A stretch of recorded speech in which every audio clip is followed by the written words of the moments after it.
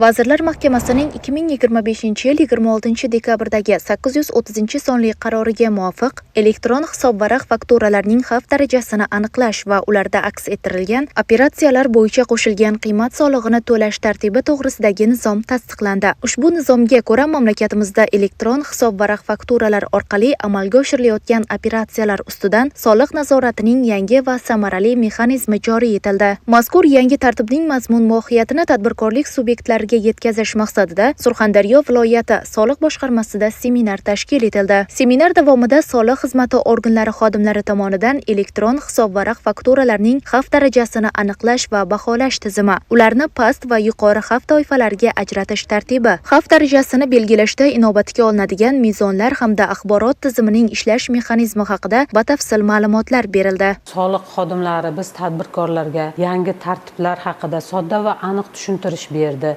Jumladan elektron hisob fakturalar orqali amalga oshirilayotgan operatsiyalar nazorati, xavf darajasini aniqlash tizimi hamda qo'shilgan qiymat solig'i to'lash va hisobga olish tartibi bilan tanishdik. Bu tizim test rejimida asosida ish faoliyat boshlangan edi. Dekabr oyida, yanvar oyida to'liq ish rejimiga tushganligi to'g'risida soliq xodimlari bizga to'liq ma'lumot berishdi. Hozirgi bu yangi tizim orqali kontragent INNni kirgizganimda elektron hisob fakturani shakllantiraman. 1 daqiqadan keyin xavflilik darajasini birdan aniqlab beradi. Bugungi seminarda biz tadbirkorlar yangi tizim haqida ko'proq ma'lumotlarga ega bo'ldik. Shuningdek, belgilangan xavf darajasidan kelib chiqqan holda qo'shilgan qiymat solig'ini to'lash va hisobga olish tartibi, yuqori xavf darajasiga kiritilgan elektron hisobvaraq fakturalar bo'yicha qo'shilgan qiymat solig'ini to'lashning o'ziga xos jihatlari, soliq to'lovchilarning huquq va majburiyatlari hamda reyestr orqali ma'lumotlardan foydalanish imkoniyatlari tushuntirildi. Tadbir yakunida ishtirokchilarni qiziqtirgan barcha savollarga mutaxassislar tomonidan batafsil javoblar berildi.